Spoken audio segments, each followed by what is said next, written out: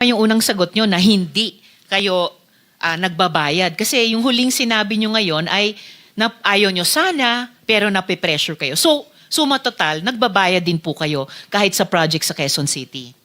Labag po sa kalooban po namin, pero ano po, kasi magkakaroon po ng problema po ang collection po namin at saka yung mga projects po namin.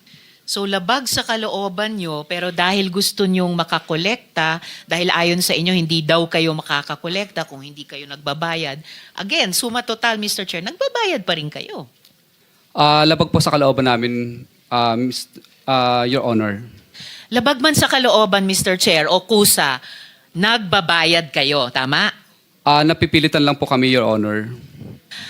Pwede bang palitan yung verb? Wag na yung labag o napipilitan. Nagbabayad kayo, tama? Kinukuha po nila sa amin, Your Honor, yung... Mr. Chair, Hindi naman kayo hino-hold up, I think Mr. the question Chair. of Senator Risa is only answerable by yes or Senator no. Estrada is recognized. Yes, Mr. Kindly Chair. address the chair if you want to Yes, interject. Mr. Chair, I apologize. The question of Senator Ontiveros is only answerable by yes or no. Yes, Your Honor. All right. You answer, Senator Risa. Thank you, Mr. Chair. So yes, nagbabayad kayo. Yes, Your Honor. Yes, hindi kayo hino-hold up. Kayong nang-hold up sa taong bayan. Pag napatunayan namin lahat-lahat nitong mga flood control project scams. Okay.